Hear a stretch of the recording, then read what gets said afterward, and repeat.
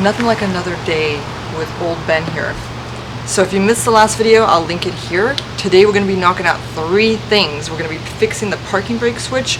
We're going to be replacing the circuit board that controls the windows and the boot and the fuel door, and we're going to be doing a basic oil change. So can't wait to knock those things out and move on to the next challenge. If you like this video, please like and subscribe.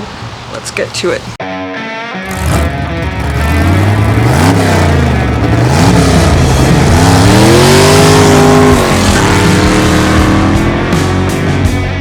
The parking brake situation, that happened, or I discovered it when I was doing the rear brakes. Anyways, long story short, I discovered that one of the parking brake motors was deceased, and so I bought 2 new ones, and then I also got a power probe. So I took the power probe and I tested one of the old ones was dead. The other old one, it was fine. So I ended up leaving the fine one in, and I have an extra good one. After I did that, I found that they still were not engaging with the parking brake switch. So, but the light was lighting up. The parking brake switch was lighting up. So it was like, either it's going to be the switch itself, which is like $250, or it could be the parking brake control module, which is like $500. So I was hoping that it was obviously the cheaper one. So I take the switch apart. You know how when you take things apart like consoles and door panels, they all break because they're all cheap plastic? Well, this bad boy is like freaking metal, steel, I don't know, some unbreakable kryptonite material, because all it says to do is use a little pry tool to pop up the stick shift, pop that up. I had to put it into a middle gear to get the right angle, but then you just open that rear like cup holder area and you tug on it ever so gently, and it just pops up, and there are these metal tabs and nothing broke. And I unassembled this and reassembled this probably 5 times at this point. Not a single thing broken. Be careful, because you do have to undo the little clips behind the, you know, the little different power controls here.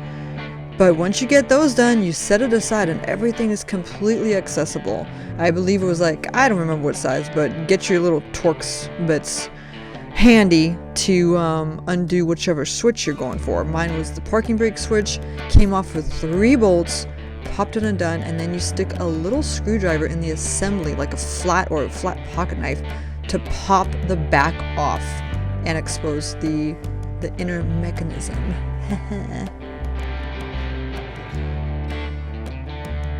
You could see that there was that the internal mechanism was not making firm enough contact with the switchboard, I guess you could say.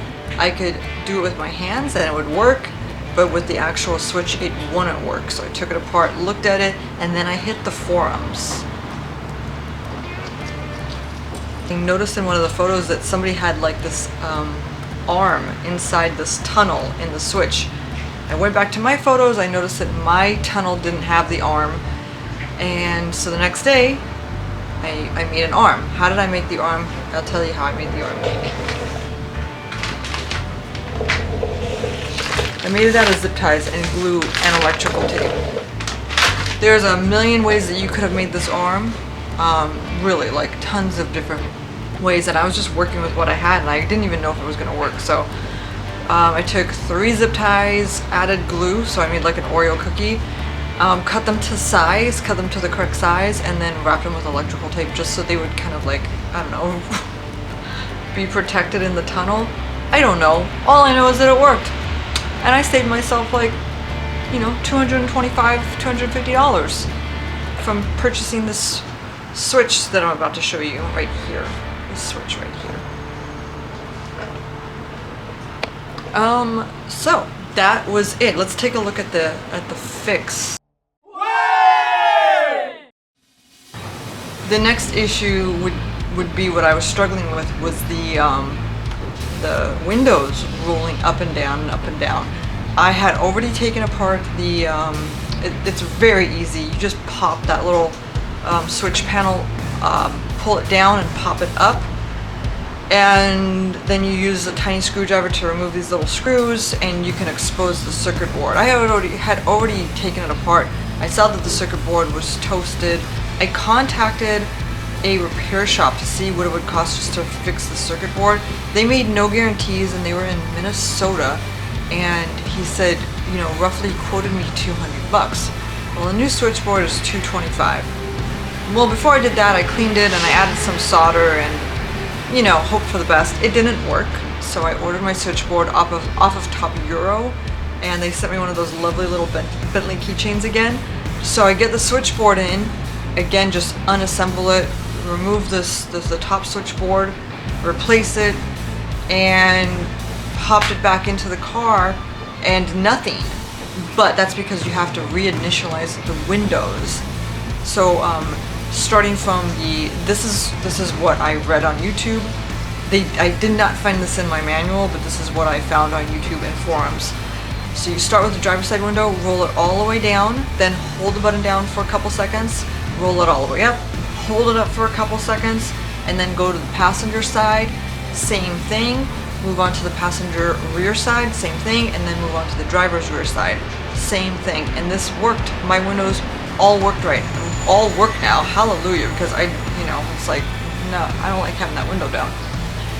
So then there was this actual switch broken from the panel. I found, like, you can get the whole switchboard, it's like $500.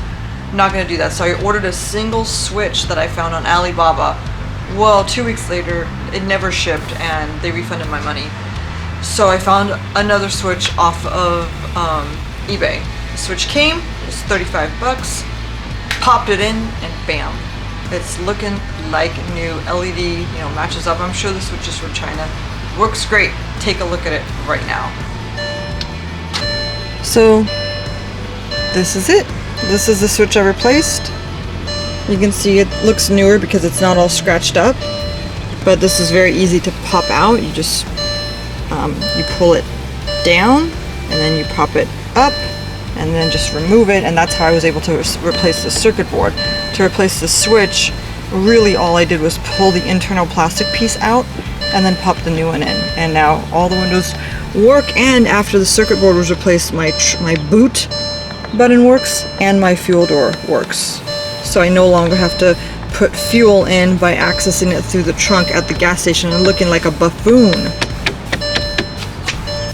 Actual footage of me looking like a buffoon.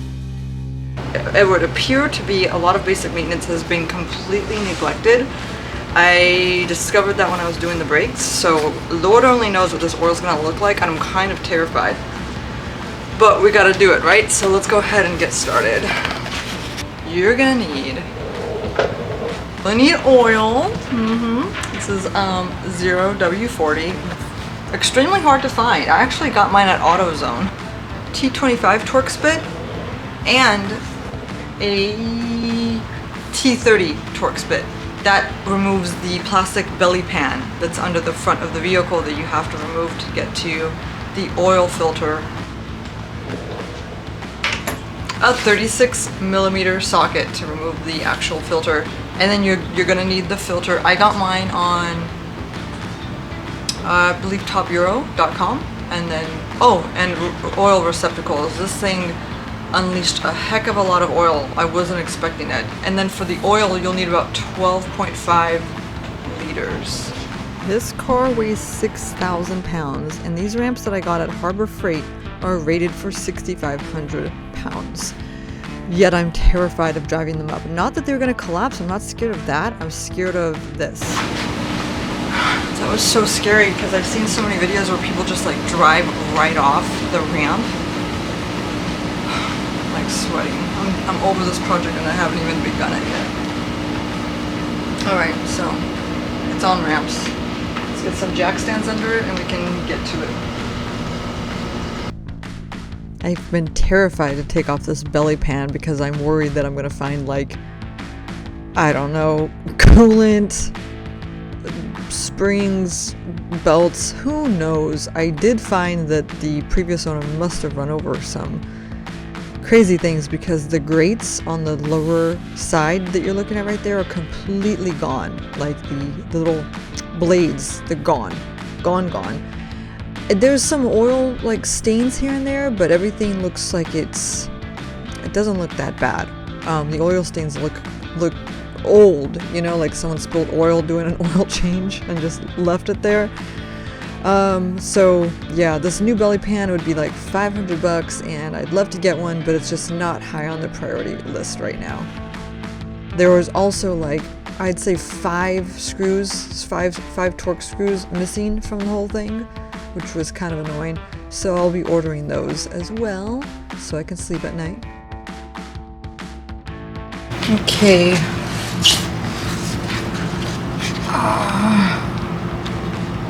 Here it is. This is the plug. Man, I'm scared to see this oil.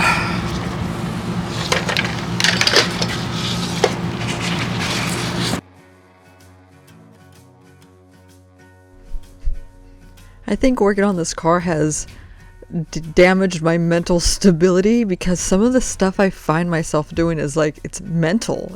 Who does that?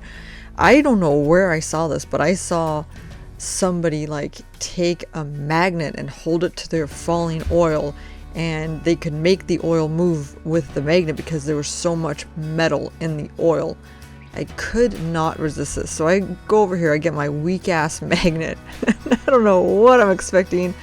Slightly terrified as I do this, but I also know that it's not going to work.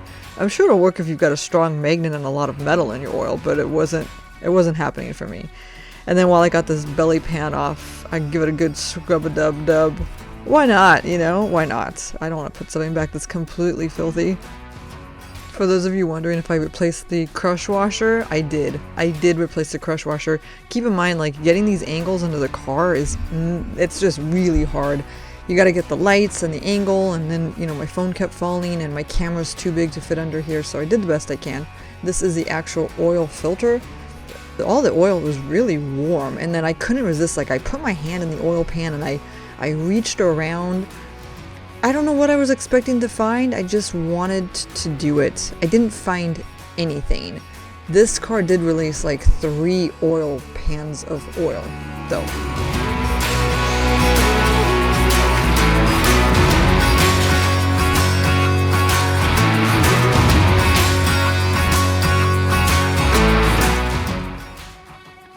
Very close call. Anyways, I got confused. I almost used 5W30 for the car, which is for a Bentley Continental V8, and this is a Bentley Continental W12, and it uses 0 W40.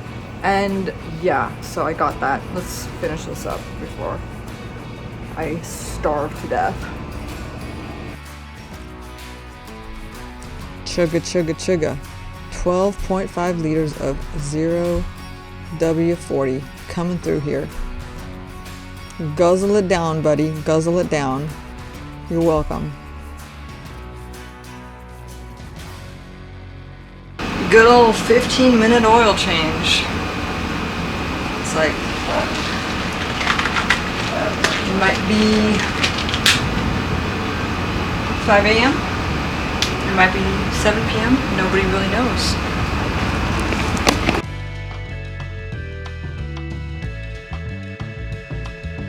At last, an entire 24 hours gone, but I am buttoning up the belly pan and cleaning up the giant mess that I made. Job well done. Time for a shower. Well, that wraps it up. So I'm going to move on to suspension stuff. So in the coming videos, I'm going to be tackling the air struts, the CV joints, you know, all kinds of suspension related things, because I can feel a wiggle, and I just got it aligned and I got the tires balanced, and I still feel a wiggle jiggle when I hit certain speeds. So I'll slowly be adjusting that, and then I also got my wrap in. It's right behind me. So I'm going to be wrapping it too. I'm glad to get this oil change out of the way. Oil changes for me have been like, it's obviously a necessity, but it's one of those like childhood PTSD things. my dad would always have me help with the oil changes, and I'd always end up dropping the ball, or in that case, dropping the oil. So, yeah. More about that in a little bit. Okay, sorry for this long pause that's about to happen, but earlier in the day, my new neighbor walked over and he was saying that he had locked himself out of his house. He was, very drunk. He reeked of vodka, and he wanted to know if he could hang out with me in my garage and chill. And I said, I'm really sorry, but I can't have you do that because I'm working. And, didn't really go over that well. He walked away and was staring at me do this entire outro. So it was very awkward, but I made it through. Thank you so much for watching. I appreciate you all so much, and I'll see you next time. Bye!